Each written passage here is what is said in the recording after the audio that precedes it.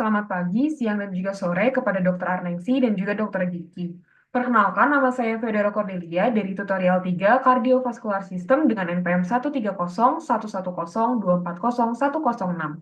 Pada kesempatan kali ini, saya akan mempresentasikan hasil ide gagasan saya yang mengangkat kasus henti jantung. Henti jantung mendadak adalah berhentinya aktivitas jantung secara tiba-tiba, mengakibatkan gagalnya sirkulasi, hilangnya kesadaran, dan nafas spontan seketika. Prevalensi terjadi di Indonesia sekitar 300.000 hingga 350.000 kejadian per tahunnya. Henti jantung disebabkan oleh masalah listrik dalam jantung yang menyebabkan detak jantung menjadi tidak normal atau penyakit aritmia. Peredaran darah ini akan terhenti sebagai akibat dari gangguan pompa jantung. Tidak adanya suplai oksigen, organ-organ tubuh ini akan mulai berhenti berfungsi, termasuk otak, yaitu penyakit hipoksia atau kurangnya oksigen pada otak. Kerusakan otak juga mungkin terjadi dalam 5 menit jika tidak ada penanganan yang baik dan juga dilanjutkan dengan sudden cardiac death atau kematian.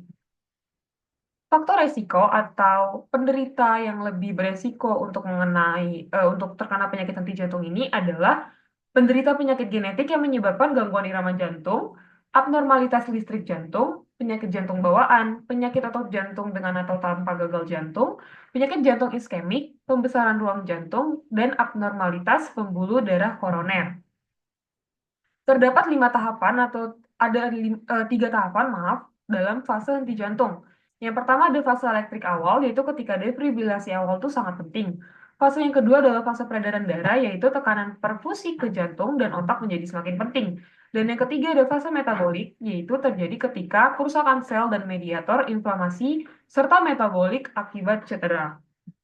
Faktor yang secara independen dikaitkan dengan kelangsungan hidup pasien henti jantung ini adalah irama jantung awal, fibrilasi ventrikel, atau takikardia, yang merupakan salah satu jenis dari penyakit aritmia, yaitu ketidaknormalan ritme jantung. Di sini saya paparkan prevalensi dari kejadian henti jantung yang menyebabkan kematian pada saat maraton, dengan kejadian 1/259.000 peserta. Di tabel ini ditunjukkan total 59 orang mengalami sudden cardiac death akibat cardiac arrest pada saat maraton. Ini merupakan penelitian di Amerika. Faktor-faktor yang berhubungan dengan hasil henti jantung ini ada HCM atau kardiomyopati hipertrofik, PHCM, dan juga hipnoteremia. Di sini terdapat faktor prediktor henti jantung. Ada denyut jantung, tekanan sistolik, tekanan diastolik, dan juga gambaran EKG, dan juga prediktor terkuat untuk bertahan hidup untuk henti jantung ini adalah inisiasi resusitasi jantung paru atau CPR yang dilakukan secara cepat. Hal inilah menjadi landasan ide saya untuk membuat early warning system untuk mendeteksi variabel prediktor terjadinya henti jantung pada saat maraton. Latar belakangnya ini bertujuan untuk membantu mencegah kasus kematian karena henti jantung pada saat maraton, dengan mempercepat penanganan akan prediksi terjadinya kasus henti jantung pada saat lari maraton, untuk menciptakan sebuah prototipe gelap pitar yang dapat digunakan peserta maraton untuk memantau kondisi kesehatan jantung pada saat pelaksanaan lari maraton. Dengan masalah yang ada ini adalah sudden cardiac death, yang dimana kematian yang disebabkan oleh henti jantung yang terjadi gejalanya dalam waktu 1 jam sebelumnya. Resusitasi juga segera diperlukan pada pasien yang mengalami henti jantung dan pernafasan. Begitu pula dengan penggunaan defibrillator. Di sini ada metode perancangan, dimulai dengan pengumpulan data sekunder, yaitu melakukan tinjauan pustaka terkait penyakit henti jantung atau cardiac arrest, mencari informasi mengenai kasus henti jantung yang terjadi di dalam negeri ataupun luar negeri, mengumpulkan kasus kematian henti jantung yang terjadi pada saat lari maraton, memilih fitur apa aja yang perlu digunakan untuk menunjang keberhasilan fungsi dari prototipe ini, kemudian menentukan material dan desain paling efektif dan cocok untuk digunakan untuk merakit prototipe dan membuat desain kasar pada prototipe Heartgard Marathon Smart Band. Selanjutnya, mekanisme kerja dari Heartgard Marathon Smart Band ini terletak pada ukuran dan juga fitur dan juga alur kerjanya. Dengan ukuran tinggi lebar dan ketebalan yang saya tentukan 42,81 kali 25,42 kali 9,99 semua dalam milimeter, dengan berat 14,9 gram tanpa tali, dengan panjang tali yang bisa diregangkan dari 135 mm sampai 215 mm. Menggunakan bahan termoplastik poliuretanen polyurethane atau TPU yang nyaman digunakan untuk beraktivitas dan berolahraga dengan layar 1,47 inch dengan bahan thin film transistor atau TFT yang cocok digunakan di luar ruangan dengan kecerahan yang pas. Dan fitur-fitur yang ada seperti mekanisme pemantauan detak jantung real time menggunakan sensor PPG yang juga dapat mengukur tekanan darah sistolik dan juga diastolik. Kemudian ada analisis variabilitas detak jantung atau HRT menggunakan sensor BPG. Lalu pendeteksi aktivitas listrik jantung menggunakan fitur elektrokardiogram yang akan menghasilkan informasi detail tentang irama jantung dan dapat menunjukkan apakah ada ketidaknormalan seperti fibrilasi atrium atau aktif. Kemudian ada peringatan vibration menggunakan fitur motor ERM yang akan memberikan peringatan berupa getaran ketika terdeteksi ritme jantung yang tidak normal. Integrasi dengan smartphone akan menggunakan Bluetooth Low Energy.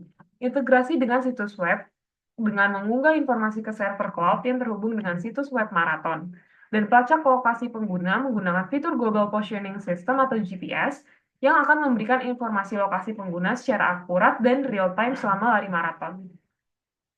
Di sini ada komposisi atau komponen prototipe SmartBand yang tadinya sudah saya sebutkan, seperti TPU untuk tali, dan film transistor untuk layarnya, sensor-sensornya ada sensor PPG dan juga ECG, kemudian ada Bluetooth Low Energy untuk mengirimkan data, motor ERM untuk vibrasi peringatan, dan juga GPS untuk mendeteksi lokasi pengguna. Alur kerjanya dimulai dari peserta yang menggunakan smartband yang sudah dipastikan kesiapannya, seperti dayanya sudah siap, kelayakan untuk dipakai di pergelangan tangan. Kemudian sensor PPG akan bekerja menggunakan LED, Light Emitting Diode, dan PD atau fotodetektor. Akan menggunakan LED dan PD ini untuk mendeteksi adanya perubahan volume darah dalam pembuluh darah, yang dimana cahaya akan ditransmisikan melalui jaringan kapiler.